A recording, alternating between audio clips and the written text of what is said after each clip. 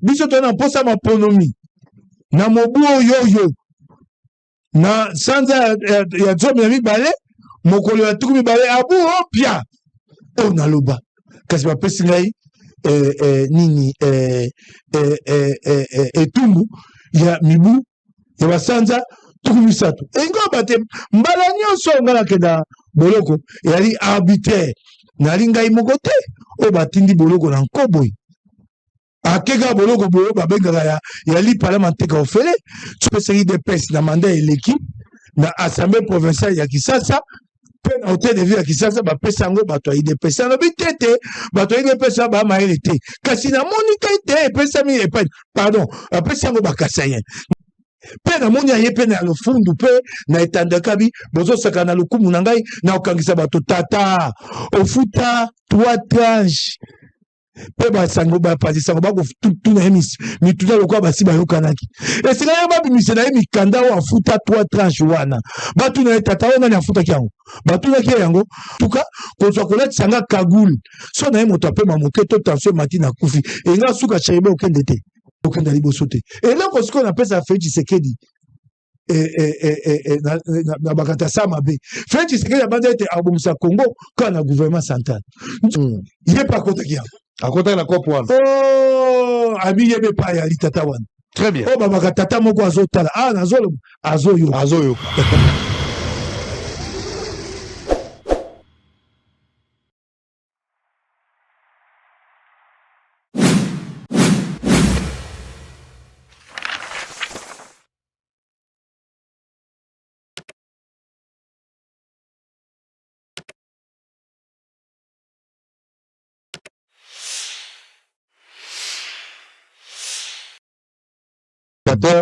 Bienvenue encore une fois dans le cadre de notre programme habituel Bossolo Napolitique. Un programme pas comme les autres. Ce programme a une audience très populaire.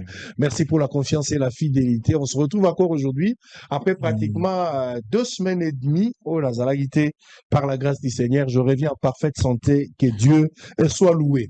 Bozanginga et Belé. Est-ce qu'il y a quelqu'un à la maison qui peut me dire Sango, tu nous as manqué. Soyez les bienvenus. Bon retour. Est-ce qu'il y a quelqu'un qui peut envoyer un petit message à travers le numéro affiché au bas de votre poste téléviseur.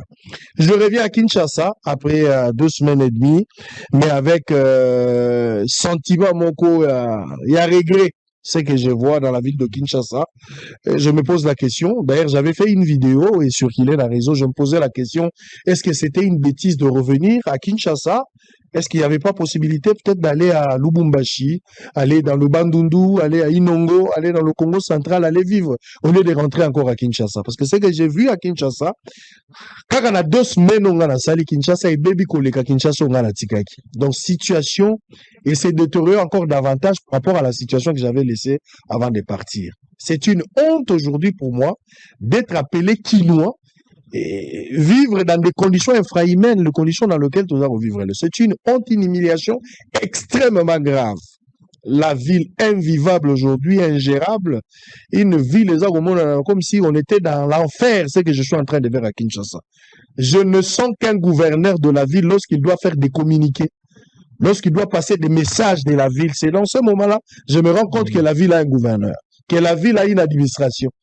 Mais ceux qui va communiquer à gouverneur, ceux qui va communiquer à l'Assemblée provinciale, vous avez la certitude que Kinshasa est allé vilté. Kinshasa est allé. Je ne sais pas s'il faut tout le bango les abîme. Parce qu'il y a un désordre organisé, pas de route. Nous sommes dans le noir. Il y a un désordre na côté ya moto, ba marché zali partout. Banzela ya ba voie secondaire na état de délabrement très avancé. Acteur ya mineur et principal, on n'en parle même pas. Messieurs et dames, c'est très difficile. Nazongi na kuti makambo ebele. Souminwa, la première ministre, Abobi Moutou, à travers chargé à sécurité naïe. La responsabilité. Madame Soumino, la première ministre, a Bomi Moutou. Parce qu'elle a cortège naïe. Cortège naïe Bomi Moutou. Tout ça, la ville à Kinshasa. Babo Mabiso n'est pas à Nanga. Babo Mabiso n'est pas à Bissimwa. Babo Mabiso n'est pas à Biamungu. Mais on appelle à Kinshasa Soumino à Bomi Moutou. la Premier ministre à travers Major Aza chargé à sécurité. C'est la honte.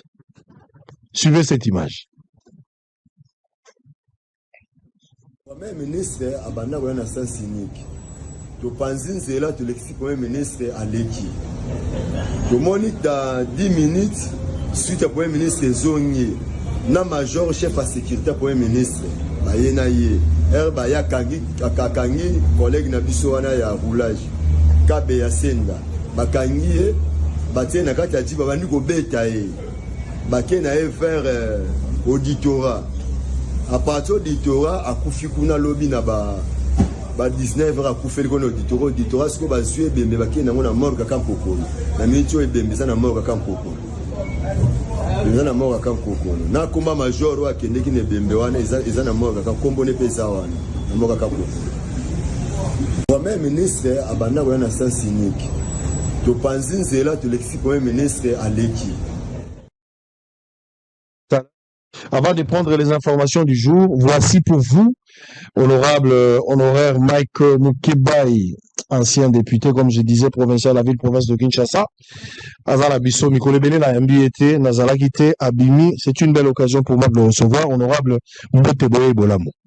Mbote Mingi Penayo, Mbote Yabana na bana Kisasa, na bakongomani esika banso bazwami, na balandi ya boso na politique, pe na boso na télévision. Mbote Mingi esengo mingi lelo, okuta na bango na nzela etandoeke oyayo. Na wiki esengo, parce que Mikolebele to mane usolo lozalaki na biso pembelite, ozaki musika na tango pasi na landi pe témoignage ya bokangami na yo ti okomi na niveau ya prison, ezaki esika ya esengo te pona yo. Okoti ba prison balebele. Misato. Ya wana ne bambalebele. Eza bambalebele. Bato bele bakomi komona lokolo milingaka te. Oza moto yo bomo ina yo préféré lekisango na prison que na liberté. Na tuna yo eske ezalaka envoûtement, ezalaka conscience na yo moko, ezalaka stratégie. Pourquoi ozoluka ba prison mingi? Vous pensez que osala kombo oko gagner lutte na yo derrière ba prison ou c'est une erreur? Ozoluka peut-être corriger cette fois-ci. Et à liboso na komisa bato na bandite te boloko et à linde bato so banzaka eloko ya motuya ekobakisilanga pete nazaka na makanisi ndengo wana te ndi bato banza te moto ake boloko nde wa bunde tumba solo so bongo eko wana pete ata moto aza na bolema zoba ake ya fingine moto ba mimie na boloko peta ngabi boloko babi ya bunda mingi po akenda boloko nakanisa bongo te na makanisi wana te nde bato abaka te de la prison au pouvoir na makanisi wana te mboka oyo ezokende na nzela ya solo ya demokrasia esengeli te moto akende boloko poza pete etumba ntango nakendaka boloko nga monaka na yango te nga leka netando eke naye makambo ya mboka mpasi oyo esanga motema nsima na moi bayokanga ngai ntango bakanga mbala liboso eyaka ntango ya Kabila nala politicien te nalaki mopanzi sango bakanga nga te mpona makambo nga nakomaki mpo nalaki na lokasa na ngai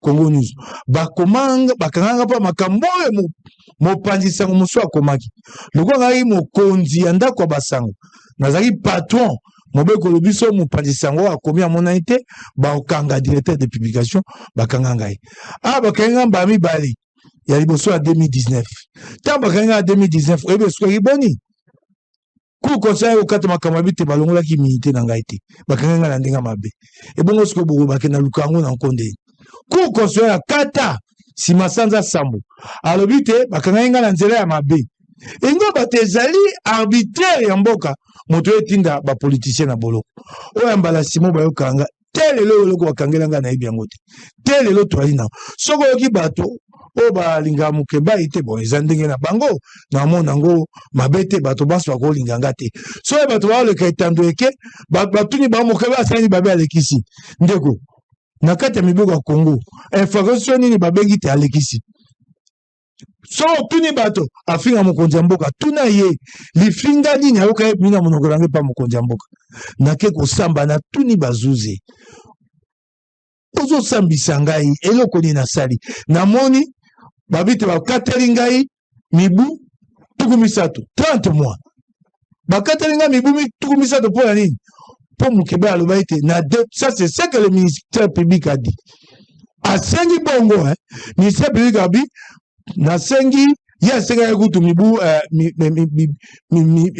bakata yanga de sanza tukumisato ya senga ya mibu misato 36 mois 3 ans abita o senga mibu misato bapesa nga etumbu po ani po na loba ite na 2023 na mubu na maponami ekozala te fe Tshisekedi osesa maponami te wana ezali infraction ya mibale totie video na banza yo po lekisaki yango awa ya émission bakangela nga tosala na Louis France na kati ya video na tika koleloko wana te na video na loba biso c'était ça la ligne du parti na loba biso tona mposa maponomi na mobu oyo na sanza ya zomi ya mibale mokolo ya tuku mibale abu opia o na loba kasi bapesi ngai nini etumbu ya mibu ya basanza tuku misato engo bate mbala nyonso nga nakenda boloko eyali arbitraire nali ngai moko te oyo batindi boloko na nkoboyi akeka boloko boyo babengaka ya lipalama nteka ofele so na mene motangi oyo bakombo ya bato ngai nakosepela nza na bomoi ebongo sheri ebongo okende wakufa yani ngai nakoba ata nzambe ata nake boloko mba misato bana nga bakosepela tata aza na bomoi ebongo sheri ebongo okende nazonyokola famille te ngai nakokoleka makambo ya mboka tiyokana biso bongola lolenge ya kosala makambo te ngai atika osalika mabe te bakangi ngai bakolakisa nga mabe nasali te ngai atika osalika mabe ozali tribaliste na langage na yo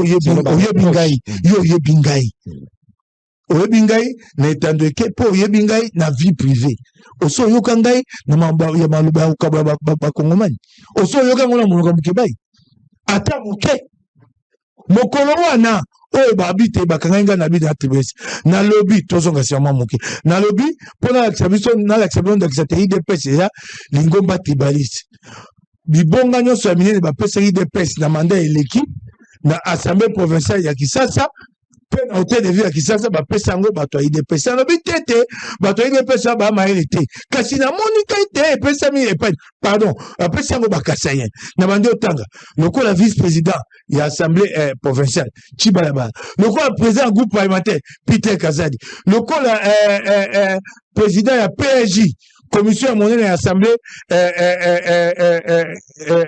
provinciale bapesaka yango oze badibanga oza akeli ministre provincial bakabati bapesi yango pa Sami Kalonji constitution ya mboka elobi te gouvernement ya pouvoir central esengeli eteni compte na représentativité nationale bikolo nyonso eza na kati elingo bate gouvernement mpe ya province esengeli eteni compte na représentativité provinciale lokola toza na Kisasa eza mboka bato nyonso bikolo nyonso eza na kati ntango nalobi yango ngai nakaboli bato oyo natangi bakombo ezalaki lukuta elingo oyo bate bokonzi oyo toana ngai bokonzi ya arbitraire eyokanga bato na nko napesi yo ndakisa te mosusu bomo ekenda asala nini Cheribe akufa ya nini bayeko bate oyo Cheribe ase suicide moto akoko se suicide na lolenge wana te arbitraire moto sete mokeba yake boloko mba misato arbitraire ezalaki na bokonzi ya Kabila totie eliki ate Félix aye ata biso toali boopposant kasi mboka na nzela mibeko amema nzela mibeko te na mpeso ndakisa moko ngai nakendaki boloko ya sanza tuku mibale mpo alakisa te toali na mboka arbitraire oyebi dossier babengi ya yoyo tato aleki yoyo ya bana forage basali jugement basali na suka dossier ya forage balobi Mike Kasenga akite nala kiso te toali na mboka arbitraire mokeba akendaka boloko ya lipa mateka ofele babaki na kati ya jugement wana Mike Kasenga akite kaka na kati ya jugement wana balobi te François Rubota condamné à 3 ans 3 ans bakondamne ye mpona conflit d'intérêt egoba te ya yebaki akoti makambo wana nyonso wana kati ntango jugement ebimi sanza moko koleka eza jugement ya cour de cassation penza suka ya esambelo ya Congo mobimba cour de cassation dossier wana jugement wana ebimi sikesali sanza moko eleki ntango jugement wana ebimaka mokolo ya yambo lendi mokolo ya misato nango nga azalaki na boloko nani oyo Mike Kasenga bima boloko kasi le même jugement oyo ekondamnaki Rubota te lelo Rubota bima te omoni arbitraire ememaka mokebai na boloko yango wana oyo eza na bokonzi oyo ya Union Sacrée ya Félix Tshisekedi te lelo rubota so za mukeba basi ba memaki ekala wapi rubota akala na éviter so ba memaki enga na oki sango to yo yango te akanga mina mais il était condamné par la cour de cassation mon eloko mukeba na boloko l'arbitraire kaka na dossier forage tata oyo babaka tata lia yoyo yeba longola ka na parquet au niveau du parquet pour la cour de cassation, parquet général, bâti hors cause, tata, likambo ya forage, il y a eu 4 paiements. Nous sommes mis 71 millions de dollars. Na 4 paiements, on a robot à 5 paiements, moko à liboso, 23 millions de dollars. Paiement misato, tata, allez, il y a bana, monta 5 yango. Père, fouta mbongo, wana le compte mususu. Oh, ezalaki te na kati ya contrat donc l'entreprise compagnie wana bakomeli tata walia yoyo tata bimisi mbongo 3 tranches c'est lui qui a payé allez ministre ekolo projet te il y a ministre ya finance bapumbwe ministre ya budget po esengeli elanda chaîne ya dépense ekende na ministre ya développement rural amema na liquidation na budget ekende na finance bapumbwe bakomeli ye et il paye 3 tranches.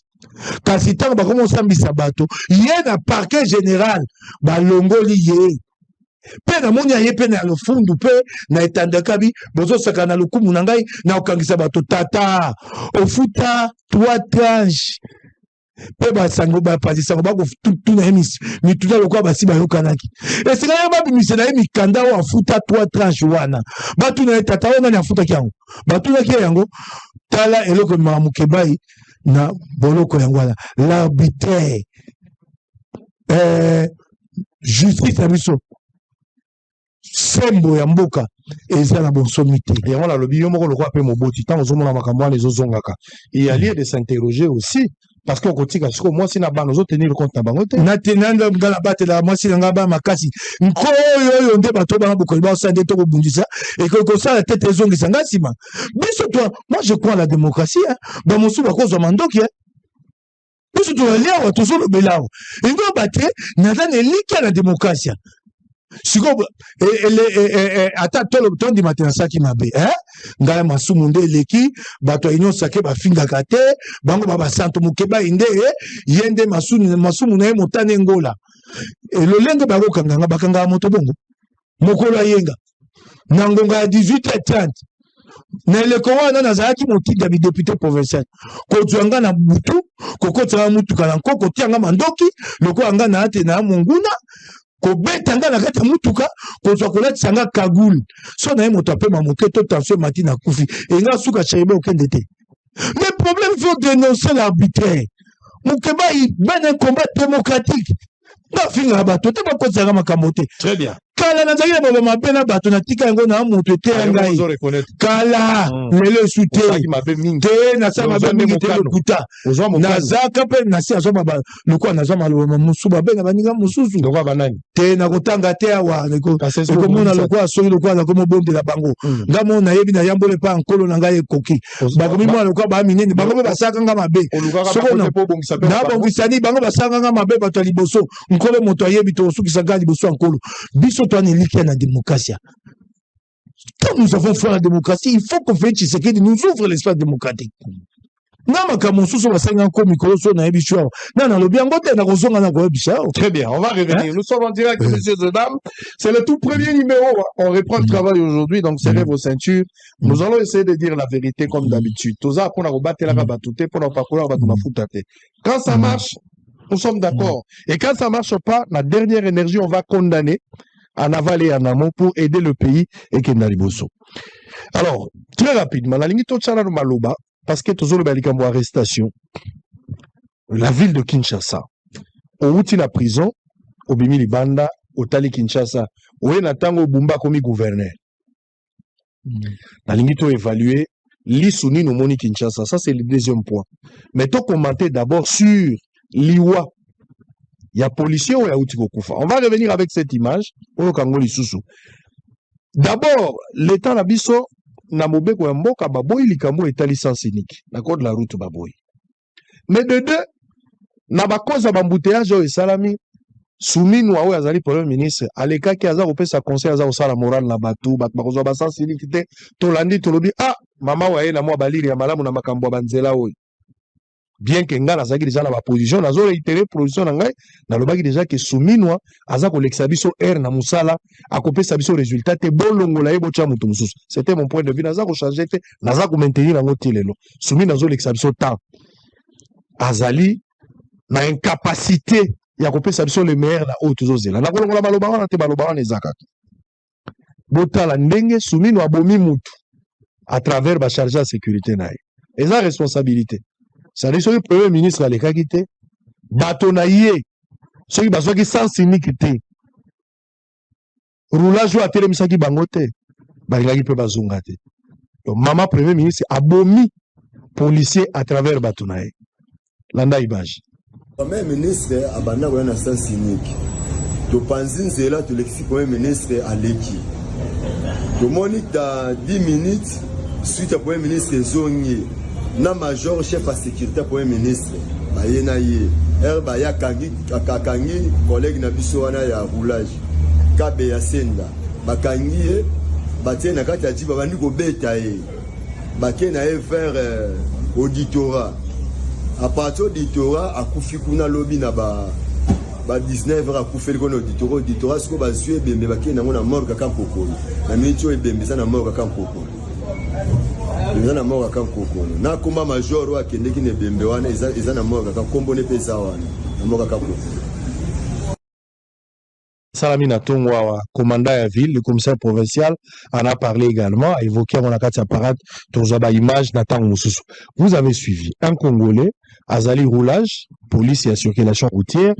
D'abord, la première ministre a joué sens unique, à Bouki Mobeko, mais au-delà de ça, Bango Baleki, parce que roulage a télémisaki, Bango a Boyeki, Likambo sens unique, na place à Moussala Nae, chargé de sécurité na bazongi ba lokotie ba ke ba betie jusqu'à ce que ba bomaye yo lobi mokeba ya tiko loba po mokeba ya moto azokisa batu pota yango akoma ko kanga mapamba pamba et bon tato ya scène o ba bom d'habitude c'est l'arbitraire sous fait Tshisekedi c'est ça le problème surtout ko loba boye alinga ka Félix te da moto ma pe c'est l'arbitraire qui règne motato akufi tokai na malembi au moins à Koufi, sauf toi qui l'emboka Moussoussou, premier ministre a démissionné.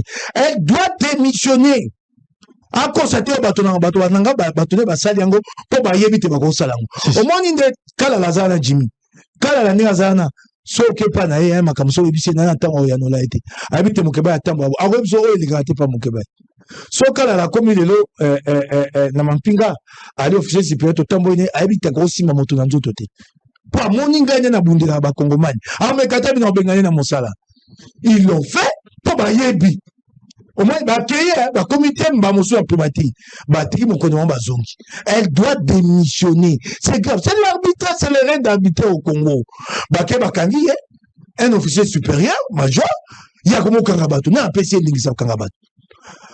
Ba ko suka ka na major wala te.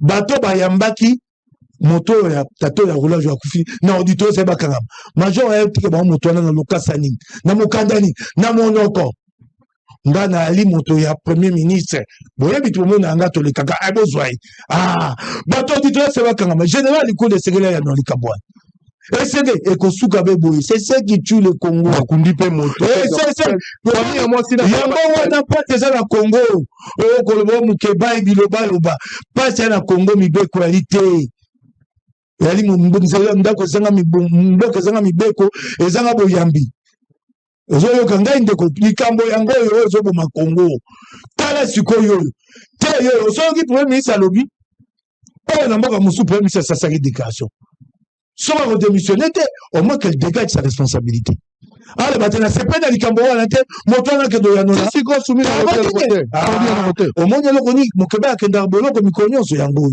Kongo ya Félix Tshisekedi au moins yango tata wana bimaki siko to bongisa onde to futa ba ne mbongo ezong se bango na bomo yebisanga comment on va réparer ça yebisanga ko kamwa ko tango bo ba cohésion nationale ko pesa ba tu potabu Congomani ko pesa bibota na ina bande ko na potabu na mutema eloko luma Kongo yango wana Congo za ko kufa po mibo qualité siko bokonzi amboka eloko na sepaka na spécialiste en communication Il y a les Camboniens sur Mboka. Est-ce qu'il y a un petit d'abord au PCN? Il y a quoi? Félix vient et nous dit, la justice est malade. Monsieur le Président, qu'on vous embrasse ou qu'on vous applaudisse. Au moins, vous savez que la justice est malade. J'ai trouvé la justice malade depuis. Voilà les remèdes administrés et les résultats. Et d'ici 2028, voilà ce qu'on attend de lui. Si vous avez comme ça, vous Premier ministre, pour les événements. C'est la première fois qu'une femme est Premier ministre au Congo. Et ça s'arrête là. En termes d'efficacité, résultat nul. Spécialité à régime de communication. Embouteillage, les kimi qui battent au tamboate, Mokonzabo a commis na magasin qui tambo akiti. Babio moni, n'a pas c'est ba Congo na motema, akité to makambo embouteillage. Banda akité ga tunelo ni sama. Et si moto sa ministre embouteillage. Bembo a sengeli te bato atambola akoma na ye ministre ya défense bis atambola kana ye loko ya pamba monyosa ko sa va charger à mobilisation et puis mokonza boka pas betele maboko voilà ministre ya défense akokite pas ça mosa mbongo wala bula mata ezo beba wana c'est pour quel objectif tous les gouvernements en campagne c'est combien d'argent ezo bima mikoyos quel est l'objectif peut-on évaluer ce que to comme pas nini na mosala yango tala mabe ya gouvernement na yango et donc au Congo si on est là bateau n'a pas bango ba ofinga ngai ba ko ga tete mokeba ya biso likaba solo to bongisa te to zonga sima te ye monoko mabe mono eloko ni na ba mabe o ezate pour na mboka ebonga très bien puis dans solo ba yango na mboka na vandia wana pasi na ngai na kozanga na ngai bondi mate bato balingi démocratie bato boye c'est to tika mokeba ya loba et pour na mboka kenda liboso yo pour ça pena ndingisa ya koloba yo pour lobby ndana ko senga awa la démission surtout qu'elle n'a pas parlé depuis et ngo bate akaboli likambo wana amemi ngo la moto na ye a la mukala tongo a ko biso te mosa na ye et sili très bien alors bato kota évaluation ya Kinshasa messieurs et dames bato bazola na biso na Mbandaka boza na Rutshuru bozola na biso boza na Congo central boza na Mbujimai boza na Paris na Londres na Allemagne États-Unis boye ba ke congolais moko andimaka kokoma police a travaillé pour la mboka batela batona biloko na ye bazuye ba cotissier na côté ya kosala mosala ya circulation routière pour abongisa nzela kabe ya ye wana ye kokufa akufi te po abelaki kabe akufi te po batutaki na nzela kabe akufi te po ayibaki eloko ya bato kabe akufi en croire les informations au moninga na ye bazalaki na ye sur terrain au commandant de la ville aza ko rapporter selon les informations sur terrain parce que Parade Salami et Talisami était la première ministre a joué d'abord sans cynique est-ce qu'elle en a le droit je ne sais pas il y a rejoint sans cynique bateau sengeli bazala ba modèle tokendaka Afrique du Sud tokendaka partout na katomaba na yebisa ngo Félix Tshisekedi ayeba Félix Tshisekedi on ndimite sumu na biango moto a tobundaka toaka simane wa acception etumba kombo Etienne Tshisekedi tanga zaka premier ministre akotambo na mutuka oya ye aboyi mutuka leta aka Jaguar na ya lolenga ya kala aka na kata Jaguar so komi na Mandela feu rouge Etienne Tshisekedi na sanza mitsato saka na primature biso tona bilenge na mibono na lelo te soko telemi na Mandela o tambola o kamo boye omonye na kiti na sima motuka ne temi na feu rouge soko simi na Etienne Tshisekedi. Vous imaginez aujourd'hui Madame Souminoa akamati sans cynique. Est-ce qu'elle en a le droit? Elle reçoit sans cynique. Azui sans cynique, feu pèse à la rater à Kisasa, Azui sans cynique. Mais au-delà de ça, Baké, Siko Babanda, Iko Kende, Otoyebi na note, mais na bozongi na ye. C'est-à-dire bozongi a cortège, batonaye à sécurité, bazongi ba eko kamata moto, ba beti moto wana ti moto wana eko kufa, asukome na ba blessure, na frappe bango batika liko betaye. Donc yo motozola ndanga ozala mboka ovandi oza kolandanga soko tuni tata la kufa kino ba Soumino wa mutabomi mais à travers batona ya sécurité pona nini ye nde alekaki na motuka azwaki sans cynique moto wana telemeli po zongisa na nzela mais batona ya sécurité bamoni yango manque à respect en quoi ba témoignage na bango ne bango bazongi ba ekobeta moto akufi ata atiki mwasi atiki na bana ifona yamba mwasi na bana bomona bango batikali na pasi gouvernement kopesa bango lokodi toyebi ndenge bandaka bakopesa bango lokama longo te famille na batikali na pasi moto wana akufi te pour trahir mboka mais akufi pour la défendre ma valeur mais babomi premier ministre alobi nano te premier ministre a se prononcé pété a démissionné pété le roi toi la loi la voisie rien ne crée rien ne se crée rien ne se perd tout se transforme to baluka resika moko pe sili nango mais pas si za la kati ya bato c'est une honte. C'est une honte. On va prendre un élément pour souffler les forces armées de la République démocratique du Congo par le biais du chef d'état-major général, adjoint chargé des opérations de renseignement, le lieutenant général Chalingonza Jacques a affirmé que l'armée n'hésitera pas à réserver des réponses farouches au chef d'état-major de l'armée ougandaise s'il continue des menaces sur X, mais s'il s'avère aussi qu'il agit réellement de son compte. Alors on va prendre cette image, tous aux zonga poto kota siko na likambo etali ville ya Kinshasa, tous la député akala akoki ko évaluer mosalo ezali ko sala malelo. Na lobaka na ebandeli ke nazo kuar na Daniel Bumbate, na lobaka ngone bandeli. Eloko ko bime pa Bumbate, na lobaka yango. Oma ye na émission na yambiye asali ba promesse à démontrer na komi komona lokola moto atalingi akufa bapesaka ye mwa maloba totala ndenge ya kosala mais lelo nazongi su mpona koloba nazali su nelikia te baduto nazalaki nango ebakisami su meke koleka bumba kosala eloko te na ville ya Kinshasa parce que depuis que IDPS abundaki combat ya 37 ans pour la toute première fois IDPS alobi ngai IDPS nazwi ville ya Kinshasa napesa bino gestion ya 37 ans IDPS afuti biso nde na ndenge oyo bumba aza komemela biso donc vision ya IDPS ya 37 ans yango eza na nzoto ya bumba en image on se retrouve après. Ces différents tweets que l'on attribue au chef d'état-major général ougandais Kainerugaba ont suscité une vive polémique au sein de l'opinion publique. On peut lire dans ce tweet: il y a un gouverneur de l'Ituri vraiment stupide qui combat les opérations de l'UPDF en Ituri depuis le premier jour. Nous allons l'arrêter. Cette menace à l'encontre d'un gouverneur d'un pays étranger nommé par ordonnance présidentielle n'a pas laissé indifférente la partie congolaise. Les forces armées de la République démocratique du Congo, FARDC, par le biais du chef d'état-major général adjoint chargé des opérations et des renseignements, le lieutenant général Chalingonza Jacques, ont réagi dans une interview accordée à la presse le vendredi 28 mars dernier. Le lieutenant général Chalingonza Jacques a affirmé que l'armée n'hésitera pas à lui réserver des réponses farouches s'il continue ses menaces sur X.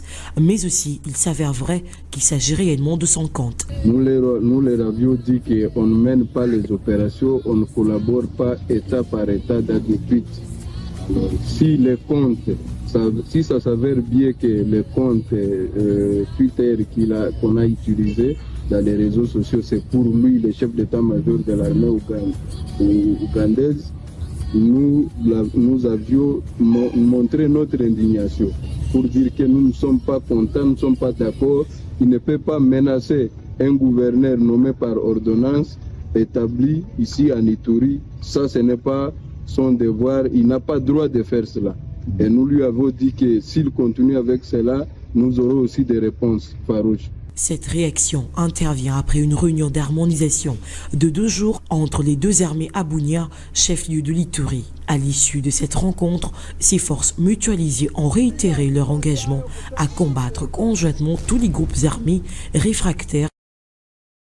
Ville ya Kinshasa, ozalaki na prison, élection salami, obimi, ozaki kino lokola kino nyonso. Ozalaki na législature eleki, na yebi bitumba na ozalaki nango pona kopesa Kinshasa sourire par rapport ya makambo. Ngobilaki lelo toye na Bumba, IDPS apesi biso mwana na ya motema, mwana na ya likinda. Komba ya 37 ans eboti Bumba na ville ya Kinshasa. Lelo ndenge makambo ezali kotambola, oza ko évaluer mosala ya Kinshasa ndenge nini, ndenge lelo ezali. Général Chalingonza lobi nazoki naoki soni. Okingai toko baka makambo ya AFC M23 Congo eza na soni bisika nyonso. O peza soni ya Congo. Ba oba tobenga ADF baza na Ituri. Mampinga biso zokoka osisa bango te. Tobengisi Uganda. Tande Uganda osambwisa biso. Lelo namoni Chalingonza yanoli. Na sepeli. Eyamba liboso na yoka yanoli. Mwana Museveni wa afinga biso mikonyonso. Kasi tozokoka te okabwana mampinga ya Uganda poto makasi te. Elingo batelika moto na Congo, eyalika kosuka na FCM 23 te. Eyalite Boulamatai aza okufa. Faillite ya Boulamatai, l'État est en faillite. Armée, justice, tous les secteurs de la vie nationale. Et ce n'est pas mitala na tata la tondi mayango. Mobondo na okaki tata moko azopesa ngo Kabila eza Kabila te faille de l'état na mboko obula matari ya ali so Kabila aza sima mobondo abimisi mobondo na 12h05 ba pesi Kabila yano basisi mobondo okinga gouvernement so comme gouvernement bambikudi po gouvernement ekoma bambikudi bango mona makambo bataka nzira ya loboko so likambo esami bango bana ya noté batali yali mokebai yali katumbi gouvernement mama kopo so likambo esami toke pa mama kopo bati ya kopo toyeba likambo ute panani ça c'est pas un gouvernement ça ça soni totonga bula matali ya kokufa tamu tole la mampinga totia mampinga pembe eloko ni otambo na mboka à part l'armée nous porte mais l'armée est à l'image du Congo dans l'ensemble tokolela ndeni tango bato ba ke armée to infiltration. C'est la seule faiblesse de notre armée, infiltration. Les gens pensent. D'ailleurs, on dit que les phénomènes sociaux sont globaux. On ne peut pas expliquer la faillite de l'armée par un seul point barre. Combien de généraux au Bali et Koloboy, Bali, Bakanga, Bango, Telo, Basambarate. Na question d'Agissa Général Philemon Yav. Banda Bakanga et Telo. Asambarate. Yebisa Ningai. Ouais, y'a pas de rebondissement. Bakongomani, Basanga, Toba Kabwan. Bakanga ka alobi boy asaibo yemo mokonzi mboka abeti lisolongo libanda mboka interview France 24 RFI telelo monta bato na boloko nakuta ke na maka batinda na ndolo Général Jadija balobi likambo shebera mala moso azaki na kati po ni basambisa kaite tozo kabola mboka ali mala mote na yebi tona ba même bata ba konzi moso basola ba yango te bakangi basode bele ba ko bunda combien de colonels j'ai laissé à Makala pour rien. Pour une affaire de $4,000, na autant à combote baba soda ko ko me bongam. Asa la kisa tembo wana zwango te yango. Metele combien ba ali kuna fechi seke dio moto mokonzi mboka. Ba ali boni ba soda ba kuna. O ba sale loko te ba officier supérieur. Toso bo mampinga biso moko. Soda so ke ina ka asa ndako kovanda. Soda o azwi lisasi na okile ba baxi bango mbongo. Tobete maboko te na beti maboko pa lili kama malamu soda azidi sasi na bitumba so azongi bakamati lifuta na bakati kati eza po ba o musuba aba na posa okende to batika akoma otambo ako senga mbongo tout ça vous ne voyez pas infiltration non il faut arrêter ça on va revenir sur la question on construire un état totika makambo ya Rwanda tokei boye dénoncer ce n'est pas de dénoncer il faut construire une armée un état avec la dissuasion. Rwanda akoma kobanga biso moko po abetaka lisasi moko. Mokolo to koma wana nde to komi Kongo solo. Rwanda emo avandi so to abeta lisasi ya biyo. Soko meki moko Kongo ko yanona na kama. To na koto na 1000 tirs à la fois. Voilà un état. Et non un état comme ça corrompu, c'est qui tue l'état congolais, c'est la corruption. L'état est corrompu, bah biloko so mboke kufi. Très bien, on va revenir sur ça. Tu diga makambo ya ville à Kinshasa. Na okende na malembe. OK? Na lingi okende na libandela balobi le développement est un processus cumulatif soko yo tie molangi moko ngana ina bagisi yango bato ayi bakate babo 5 ans moke pour fechi seki po mboka bato wango na moto moko te mettez-vous ça en tête mona ka États-Unis moto to la continuité Kisasa ebandaki na Kimbuta na awa na kati ya maponomi na lobite te banda mais na maponomi mokonzi ngumba kisezo ya mapono mayiboso ya Kimbuta simangobila natiki na Kimbuta za kei mosika aka makambo na yeba ko yemba ye musique ya zaiko miko nyonso natiki yango asake na mosika oyo ngobila sali elo konya malonga tikeli bumba nda lobite te na komisi bumba mosanto to bandana na wana oyo ngobila sali elo konya tonge peska bumba ko bakiseloko yebisani ngai ngobila na mpoi nazaki analo babo monoko toboka mosane ko loba ben etandoke e ali ndingisa na ngai so na nalo ba etandoke moboko nye pekisi élu aya na etandoke ko finga ngami ko nyonso député dozododo so na lobi mo mokebo ye tata wana mokonzi asambe pour ça misi mbongo atindi bana ba kaloka bana bilamba ko sokola ya bosoto ngande sabuni so na leki etandoke bazui sabuni ba pesi bango ba ko sokola bilamba moi $200 moi kama mibai lelo kisasi ali bana na mona bango so etandoke bakei me batiki elenge sa batiki ba route transcommune tozo ke non na malembe o tangela nga elenge sa 6 km 5 ans o ezalaka te ba bino de mettre un processus cumulatif yo tongi be 6 km so ekufi na bokonzi na Na epai bazobwaka matiti centre d'enfouissement ekufaki.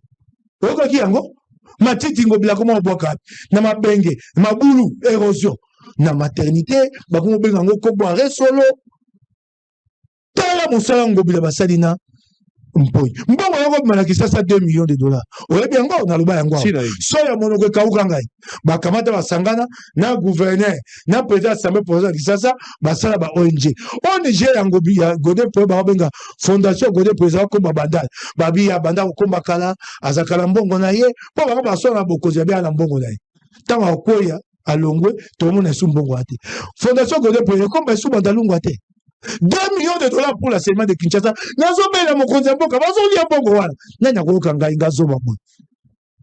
2 millions de dollars par mois. Assainissement. Oyebi mbongo ebele bongo. Basali ba ONG ya bato gouvernement provincial na ba député na président assemblée provinciale à Kinshasa. Baka bola mbongo batongaka. Na tata o ya forage. Moi sina azaki na kati kuna. Babi azaroza so 400,000 dollars. Ndena yokaka. Na lobela mbongo wana sala mention na assemblée. Na bengisa ministre ya finance bakanga nganzela baboya ya babite mbongo wana so ngo moto ya ko yanola bengisa ministre environnement. Na ko sala bengisa ministre environnement a pe ba yo kanga lokola sac ya makala kumba ye bakobwa ngala na prison makala kuna na ko sala sans atri ba mbali na ko masko manda isili na za isusu na ndingisa ko bengisa bato ante ba ko yanola. On a détruit la ville 2 millions de dollars. Le longo bilakei atiki motuka na raski nete ateke lo malamote 2 millions de dollars tonga to sana oni pour 2 millions de dollars par mois eza moi pasi toka ke de tobi tala bino bato ya banque songolo bo pesa biso 20 millions de dollars bula matala pesa biso 2 millions de dollars sans agnoso bi bo pesa biso 20 millions poto sa misa na 20 millions de konangai tonga so mami tukate pona lo matiti yebisa ngai tango likambo wana yaka na assemblée provinciale sasa na matina ke ko pesa makanisi na ngai mokola na kamwe Godé premier a pesa makanisi malamu nzoka ko tsolanga bita zoboyo ya ebelo biso to sala mbongo wa bato ko kabola yango na miso na bino na bele mbongo mbala bo 2 millions de dollars d'assainissement lelo na esika baboka matito babengi centre d'enfouissement ya Ntsele kuna na Ntsele ya plaza ekufaki ministre ya ministre affaires foncières ya gouvernement central o alelo moto azongisi yango ekufa pa ni pok pont comme kuna ebebaka ça demandait 60,000 dollars pour réparer les ponts batia bongisa ngote kasi hôtel de ville à Kinshasa na mandat biso aki na mbongo a ko pesa plus de 35 députés chaque mois na ba bengaka dynamique ngobela 3,000 dollars na moto moko mbongo na ezaka 2,000 dollars na FCC cash tango ekomi union sacré emati 3,000 dollars union sacré bakisi 1,000 dollars. Voilà Bolingo Congo. 3,000 dollars par mois. Na moto, plus de 35 députés. Ça fait combien? Tout na Godé pour ya zaki na kati wana te so azaki te. Aya ko yanula leo. Aya ko loba. Le pont là de pour sa réhabilitation c'est 60. Si kata me baby, babi ekobi 400,000 dollars. Mbongo wana ezangaki. Pont mituka ya minene ekoyo ke su wana te. Tango centre d'enfouissement ekufi. Bato wake suri kuna te bato bakomo yiba mapango la kati bakomo pusa ya pembe ya libulu ya monene ngobila ça ne préoccupe pas bayemba kaye là bayemba kaye soutien ezali so lobi babi oyo sakala ngobila a moto mbongo wala mbongo la ye babi apesa rappel engumba Kisasa mbongo comment un gouverneur va sortir son argent kasengo bate libenga na ye na sanduku ya mbongo bwa matali comme eloko moko comme ngambo mabe ata na mbongo na yaki bako embe soutien na kuchola ete kasi ngobila e parti Bumbaye ale Bumbaye na oyo Bumbaye pasi ya liboso na koma na ebumba ngobila atiki banyongo asale babengaka nantissement bampako po ngobila kisane biga bampako nango taxe impôt bampako mingi bazwi bapesi na nyongo ese kenda so mbongo ekoti bali mbongo ngomba kisase kiti okikai sika wa eloko nazole la pasi ya motema banda na komi namoni misala bumba bandi so bandi basala tanzela banda awa te kuna sala motoba ponzo esama na lingwala la kalembebe bakanga nzela na matolo moko na mebo loko na moni bakanga nzela na fongoli boye na lukidi dusu na tali na kati boye mosala esalamaka te mikolo tokoswala boye balongoli manzanza ya misala esalami te kabinda ndenge moko nazoyeba nakomi na ngabo lelo mpo toyepa na tonyokami nga nafai na lingwala mpo na kobima na wileye totikaki asika na baba moko monde eza ekomi mabulu elingo bato na lingwala na sanza ekoya nsima to moko to mibale tozali su na nzela te ya kobima wileye ezali su te tolamuka mbamusu boye mpe esili o mpe akomata mpe mpona avenir ya libération nyonso mpe ezokufa nazomituna soko azokotia makanisi nini mpo mboka ekenda liboso nazomiyebela te nana alobeli makambo na ye mingi te mpo nauti obima sika esengeli natala misala mbongo bakokotisa mayo mpo eloko ya liboso abongisaka kisasa eza esika ya kokotisa mbongo okoya te makanisi ya kitoko ndenge nini na kisasa so obongisi DGRK te mpo mbongo abulama tali ebakisama tokenda liboso te eloko sikoyo napesa Félix Tshisekedi na bakata sa mabe Félix Tshisekedi abanda ete abomisa Congo kaka na gouvernement central nzoka bagouvernement provincial ezali mpe bato esengeli otelemela bango atikali bango basala nde balingi akoki kotia ngo bilasa ya mibu mitano te boni Félix Tshisekedi azala beta maboko akosepela bato bakokumisa mpe te budget national emati ebongo oyo ya baprovince eza komata te pwani mpo bambongo ngo utaka bisika moko na mabulu moko ya kisasa etikali komata te soko oyebi emati yeba te rétrocession oyo ya gouvernement ya central so batindeli ye nde bamatisi. Comment il n'a jamais imposé l'obligation de résultat au gouverneur? Tu as pour ça, tout le monde déjà qu'à Matissa Awa. Ce que Massi Bonga déjà gâté. Et le premier bon. Qui ça s'allie et puis Kaka Lampako. Nkita. Mpifo ya Gisasa et la Lampako. Nous avons deux principaux impôts. Impôt foncier, impôt sur le revenu locatif. Impôt foncier qui s'est quoi fout ça ngote télé. Pour la nini, ba fout ça encore na Gombe. Na ma campagne, na mon férié. Kuna na changu nyoso ba fout ça ngote. Pepa ba fout ça ngo, ba ya kate ko sa ba benga ba mesurage. Po bo to nganda ko sikaka te lopango. C'est ba ko bakisa mbongo wana. Bango ba fout ça ngo to ba na lokota li français de manière forfaitaire. Ba katika bo ba ko sa mesurage te. Mbongo zo ki mabiso belé. Impôt sur le revenu locatif. So kayi lokwa na mboka lokwa Tunisie, na capitale na bango Tunis. Bango bisote na Tunis. 74% de la population. Bali bakolo mapango. Appartement mwanda kone. Biso na Kisasa 98% to ba locataire. Tala libulu mbongo. Impôt sur le revenu locatif. Pour obongo sa Kisasa.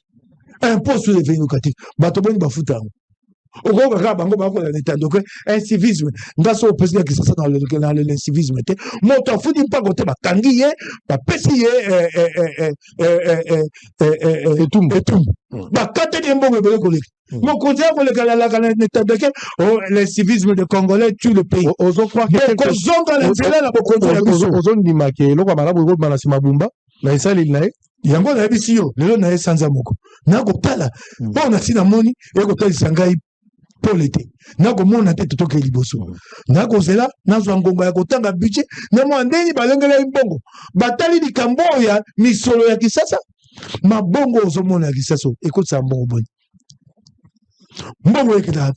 Mbongo ya bawewa to yalina mpako misato pona ba parking. 3 sortes de taxes.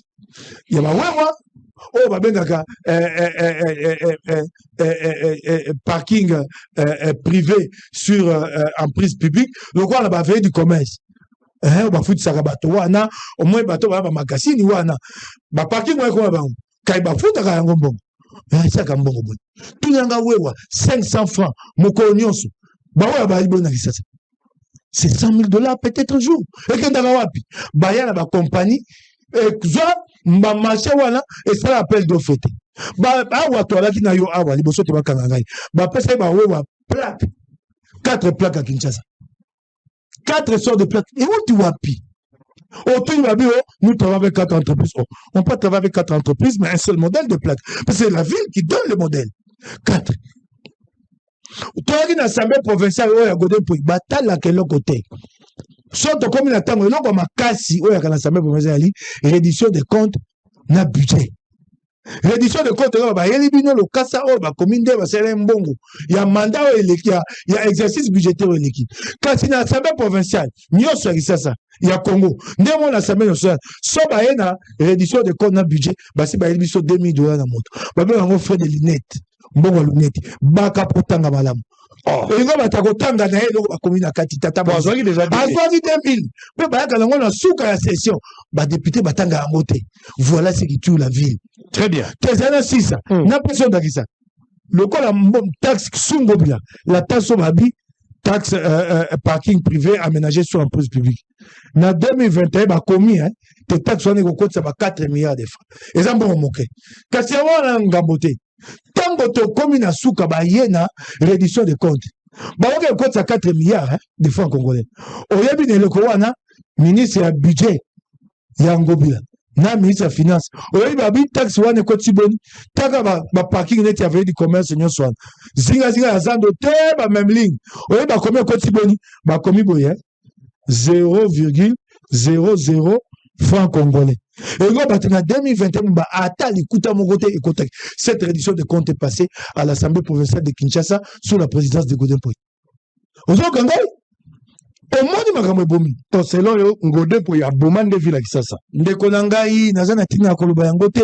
Lukani kaka mikanda. Nga naza nango oyebi te engumba ya kisasa na assemblée provinciale bazako de famboko na maboko mutu. L'assemblée bake kode ba yepa na okambiste ba défi $300,000. Bazongi ça un mois na 30%. Oso monelo kwa la vie. La vie de Kinshasa pareil. Auprès d'un cambiste. $300,000 après 30 jours, $390,000. Dis-moi. L'Assemblée, les documents existent. Oh, on a pas na mukanda. Et puis le lobo kamati monyangeli misolo. C'est responsabilité. Et pas ya cambiste. Assemblée provinciale kadefi 400. So ba futi bisote ba sanze belé ba to ko mocha makelele, ba ke ko zombongo ba okai na vie ya kisasa. Tokode fa ba ko defi pas cambiste. Banque Lambert. Engo ba to na assemblée provinciale ya li auto. Oyebi li auto ba li akangwa. Yo rebi. Rebite, bali akangwa doko ah. Mais kasi motango pe mo déficit mbongo. Motangi mbongo oya klasaka mitunde bo pese responsabilité pe na. Ndala sagite na zo kangwa na sagite. Motango déficit mbongo yo na ba pese responsabilité. Na yango yango na le ngambo $400,000. La ville emprunte auprès d'un individu. Et au bout d'un mois, $400,000, la ville rembourse $520,000. Si quoi, mbongo ata bazongisa.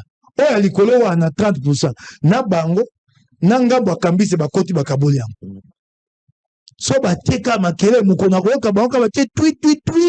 Na ye nango eza na linzaka gode. Na ye nango nazo zaka na yo kacha twi. Na ya nango. Notre député provincial moko ya monene ya IDPS. Il est pas côté kia. À côté de la COP 1. Oh, ami yebe pa ya litata wana. Très bien. Oh baba tata moko azotala. Ah nazolo azoyoka.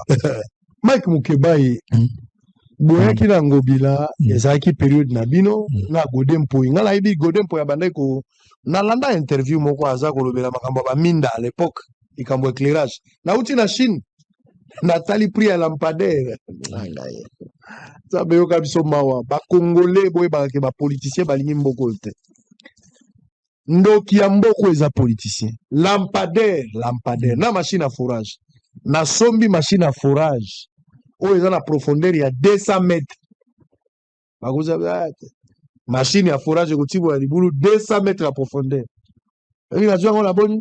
Oya pe ko tibo ya nga pe pa na ngai kuna. Donc machine wana na sombi yango et koki attaque $4,000. Il y a 200 mètres, attaque $4,000. Petit mois libulu, machine complète. Et qu'on a libulu tira souka. La somme est à 3,200. Mais awa, autant on a moto yebi, forage mo ekuta 291,000. Voilà forage coûte appareil te o basala. Masengi yango 291,000. Mais on a la sombi machine eza na $3,200. Ekotima mabulu ebele petit gali ya biso. L'état so kaza na besoin mabulu akosoma yango autant. L'état akosoma mais libulu basaleli yo 290,000. Machine o bazosalela libulu eza na $3,200 na Chine, eza pe eza na distance ya 200 mètres ya sa mabele. Sango lobe eza solo ponga ibo la sombi yango. Mikolo ekoya bandeko bakozanga mai to kosalisa mboka na lolenge yo. lampadaire namoni pe lampadaire eza penza na panneau nango likolo eza pe na caméra batie sous na caméra oya turo batie na caméra oyo eza boni $115 moko na poto $115 tie na poto na ye nango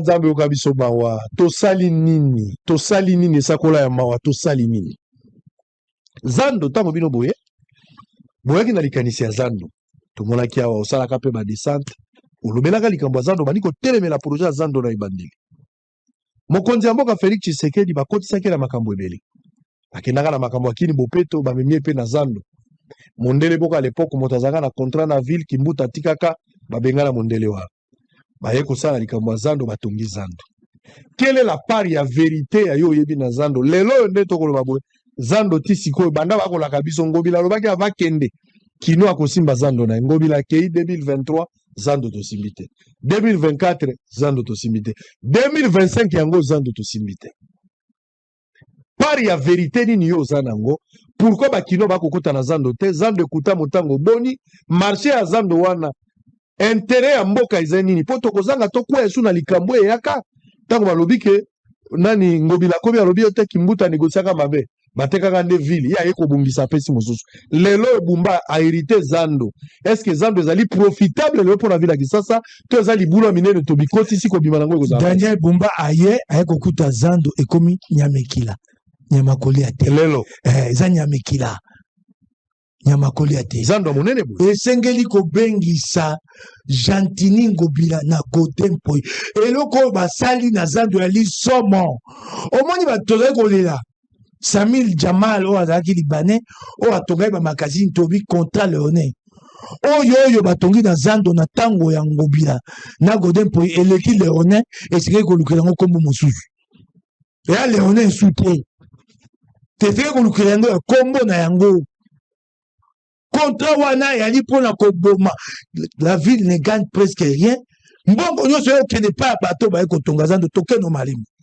zando batongi yango motu ya nyonso ya zando 54 millions de dollars mbongo wuti wapi mbongo wuti na sofi natanga na kombo bato ya banki ya bato te na kotanga yango atamba mosusu mbongo wuti na banki awa na Kisasa bakompagnon bayaki mpona baya kotongela biso zando badefi mbongo awa baye na mbongo te mpo badefa mbongo engumba Kisasa moto apesi babengaka bagaranti engumba Kisasa akamati mpaka oyo babengi taxe de consommation omoni mai oyo nakomela masanga tomelaka biyoso tomelaka efutaka mwa likuta moko yali mpako ya monene ya engumba Kisasa bazwi bapesi yango na nyongo mobeko epekisi likambo wana ya kosala babengi nantissement mpako bapesa na banki ekotaka kuna banki akata yango na epai ekoteli nano bulamatari azwi yango te ye azwi yango epekisami bakamata sanza nyonso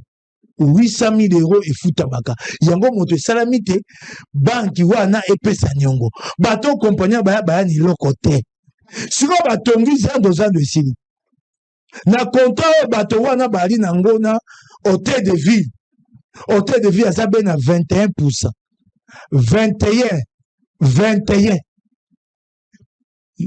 gestion na maboko ya kompagnie wana 79% na maboko na bango mibu boni tuku misato 30 ans bato wana bazwaka mbongo 30 ans na ozokanga ite kolanga 30 ans sikoyo oyeba te zando eyali babi eza 80 000 étalage tokitisa ta totiata 10 000 étalage étalage moko na zando ya moke oyebi bakoteka yango boni awa 1,20 m bateka yango na $400 soko osombi yango na $400 sanza nyonso bando futela yango lokwa ndako $60 olinga ndo bando futa sanza nyonso toloba 10 000 étalage wana so ozofuta tozwika oyo ya moke ekofuta $60 eyali mbongo boni sanza nyonso ntango okota bamagazine ya minene c'est des millions de dollars chaque mois et pendant 30 ans bato bamema eloko te babando zwa 79% baye kozwa mbongo ofele na Congo ofele nayebi te so bakokende na Ngobila boni so aza na kati epa na bango sika kokende luka yango kokundola koyeba 79 pendant 30 ans bamema eloko te baye ko defela mbongo awa engumba kisasa moto sungi bango po defa mbongo wana étalage ya 1,20 m 400 $. Et bon magazine ya monene yo zaboni zanda ba ko tsamba mosu na mokili 2 millions. En tout cas sanze ko sa 5 millions 10 millions zando wana tango zando yo fongwama mbongo ya zando nde bando futa nyongo na banki eko bate bato wana bango ba kimia tango bando futa to ebite zo ba futa na ngambo ya mbongo na bango to na ngambo ya engumba kisasa eko bate ba kongomani mosusu na boye kotanga ba komba bato ba koti na compagnie wana po bakabola ka mbongo wana. Ces contrats-là, il faut les casser. Ce qui est là, mon contrat, mon fait, c'est que mon contrat, on a été, il y a pas qu'un gros budget, on a mon contrat en 2028. Toko kata yango, toko buka yango, et le kate. Lelo, ba maman, zando, ba tata, zando, ba rozonga, sous zando, te. Et ma tita, le comme galerie de luxe. $400. Maman habite à côté de la côté candéine. Ah, aux ambons, sans anneaux, ça fout à $60. Ah, aux ambons, là, babi.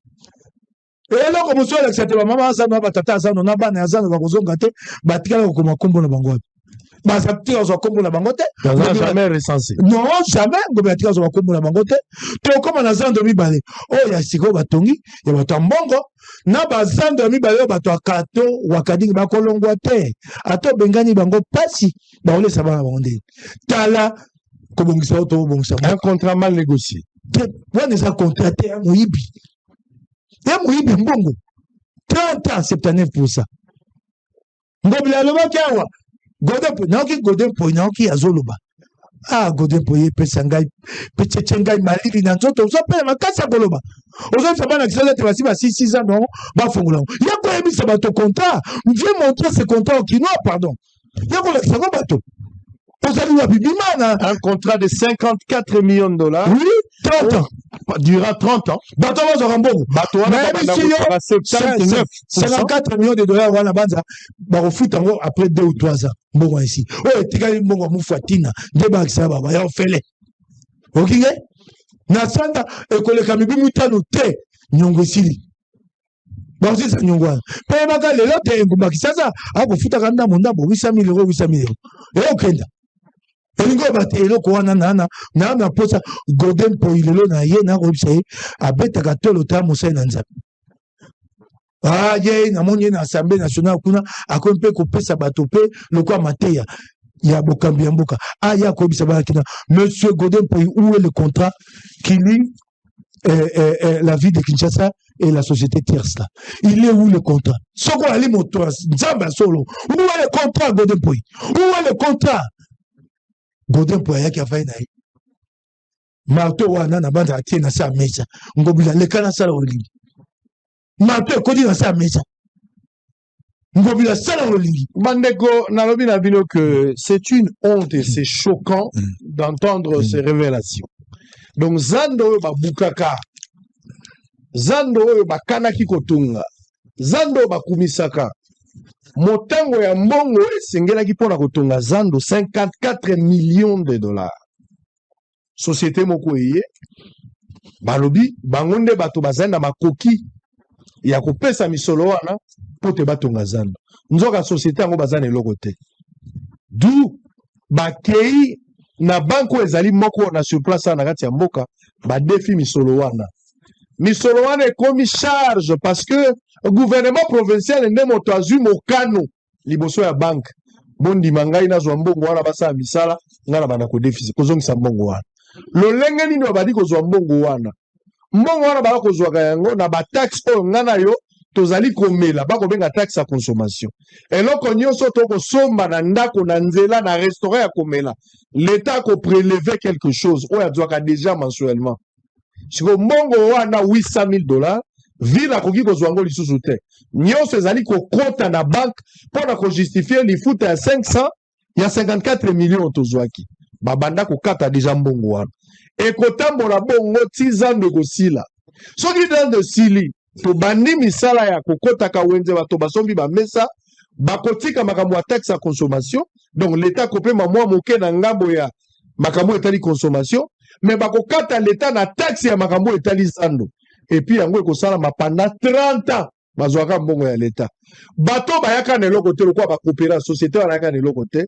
pendant 30 ans banda kozwa 79% ya mbongo bafutaka banque bango pe bazwaka mais l'état congolais akozwaka 21%. Héritage nini tokotikela bana, héritage nini tokotikela Kisasa, héritage nini tokotikela mboka, héritage nini tokotikela avenir ya bato bakoya lobi. Bakamati ville ya Kisasa bakaboli yango elamba ya Yesu, batie bilamba ya biteni bakobeta zeke moto na moto azwa oyo ya ye, basali montage lelo zando yango etikali nyama ikila ndenge mukeba ya lobi. Daniel Bumba zoko kosimba yango te toko banda malamu mais 30 ans Bumba kosimba mbongo wana te obe kaka 21%. Bumba pa kolongwa kala mingi te. À quand la fin de cette mélodie? Lolenge nini ya kosali la makambo bozo raisonner pour ba intérêts égoïstes, les intérêts mesquins, ou vous réfléchissez, vous engagez le pays pour les intérêts de toute une nation. C'est regrettable ce que nous sommes en train de voir. Ville à Kinshasa, ça ressemble à un chantier oublié. Et nous va dire donner Chochocha. Ça ressemble à un chantier oublié.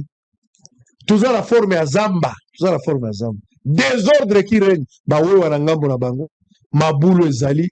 Na butu peso bokomi ba 18h bangongi babandi pe musala na bango.